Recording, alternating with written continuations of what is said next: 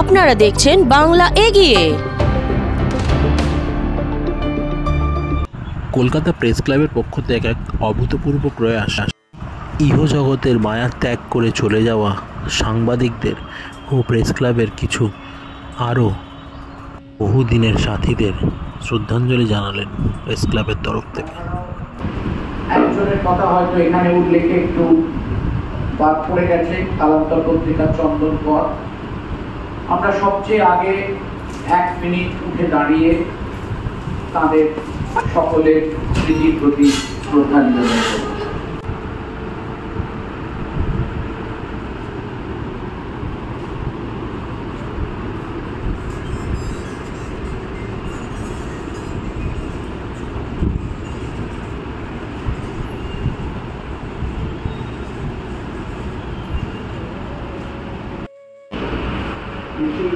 Very few really people will be given the Anglo establishment.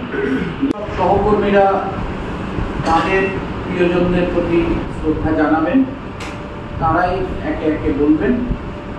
আমাদের ক্লাবের প্রথামত সবচেয়ে আগে আমাদের ক্লাবের প্রবীণ সদস্যরা এবং অন্যান্য সদস্যরা তাদের প্রয়াত সহকর্মীদের স্মৃতির প্রতি প্রতিকৃতির প্রতি একে একে পুষ্পার্ঘ নিবেদন করবেন। তারপরে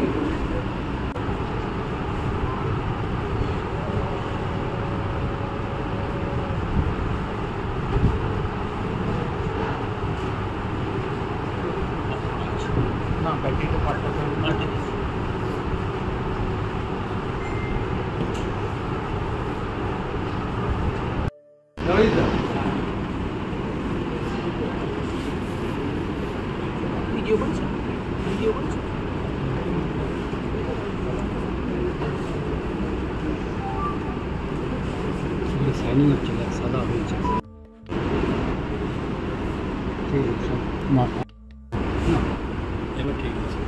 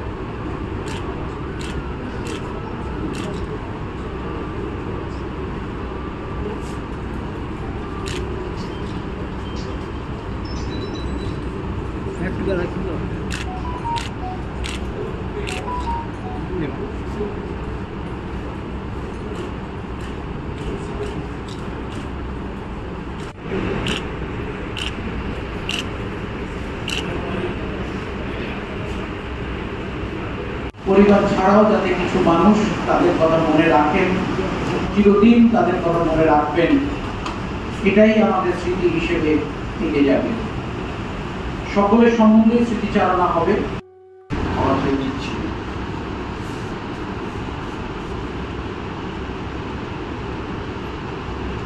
এই জন্য যে আমি ইংরেজি করব।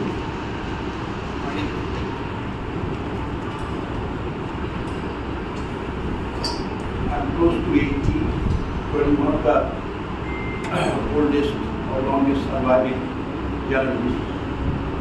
I still write a weekly column, which is published as a syndicated column in many newspapers across this country and also outside the country. British Gandhi, I came to know him first in 1970. He was the public relations officer of those days, one of Calcutta's largest companies, Justin Williams. British was absolutely brilliant. He had three brothers. All the three of these Nandi brothers were absolutely, all of them were brilliant. He was a great copyright maker who was the editor of Business Standard. Earlier he was the editor of Economic Times for edition in Bombay. Dibay's career was absolutely brilliant. দেখছি এর চারজন তো আমার খুব প্রিয় ছিলেন, তার মধ্যে সুস্মিতা রয়েছেন আর মধু মিস্ত্রি রায়, আর আমার বাড়িতে রয়েছেন পিতৃষ্ণর কাছে আমার সম্পর্ক ছিল বিয়ের চিত্র, তার সঙ্গে আমাদের একটা পুরোনো ছিল, কিন্তু আমাদের বলা হয়েছে যে বাজপেয়ী সম্বন্ধে কিছু বলার জন্য। রাজেন্দ্র বাজপেয়ী এমন इम्फाल में तो वो अगरतला में, मैं कलकत्ता में तो वो दिल्ली में, डिफरेंट हम लोगों का ट्रांसफर होता ही रहता है।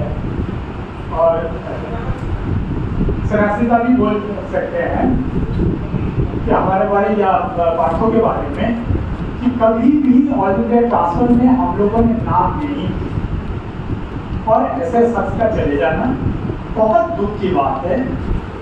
जिस रोज सुबह मुझे खबर मिली, मुझे विश्वास नहीं हुआ कि पाठों और पाठों को खुद विश्वास नहीं हुआ।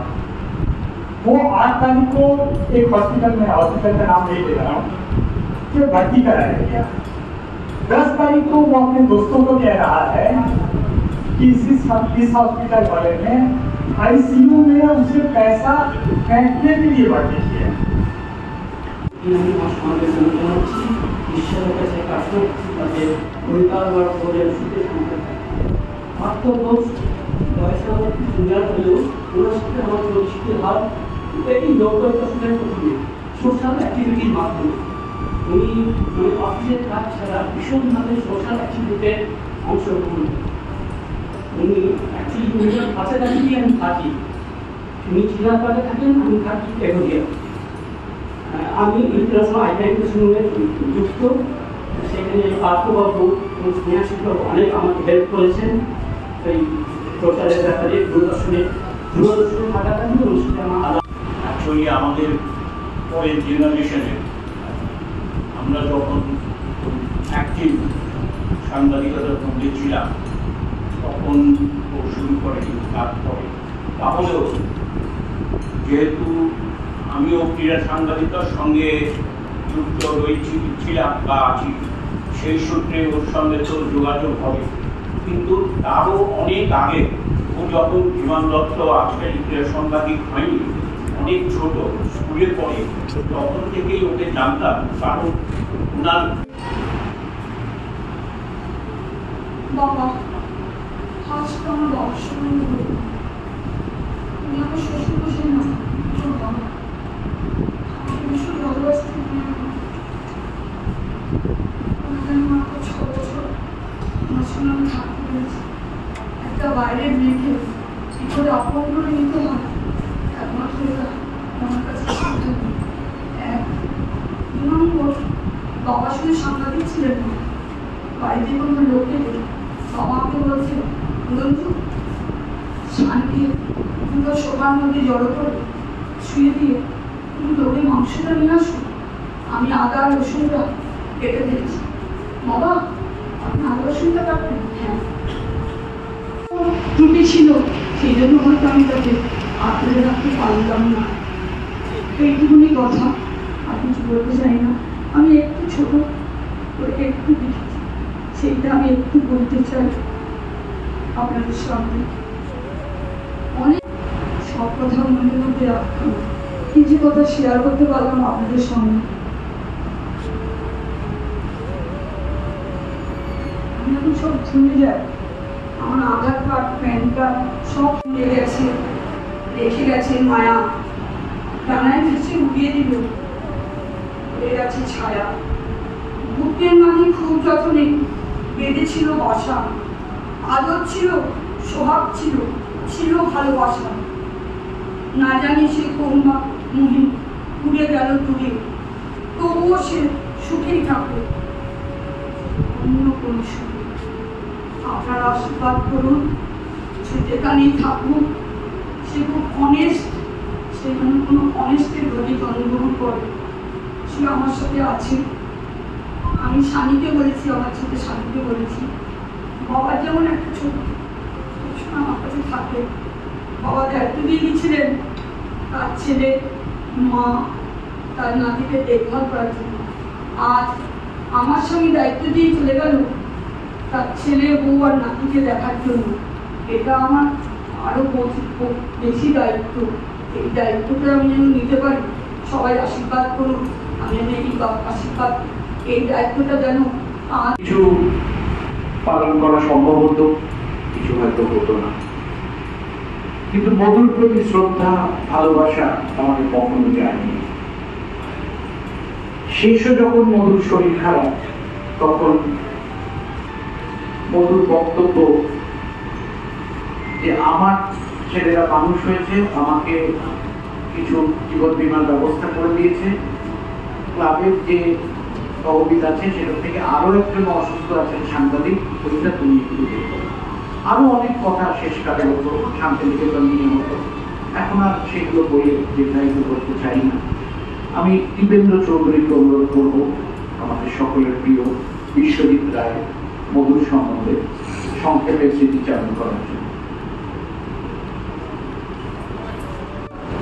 বিমানদার এই গৌরী কথা শুনলাম, সেখান থেকেই চট্টোপাধ্যায়ের প্রিয়তম কিন্তু লাইন তুলে আমি প্রসঙ্গে আসছি।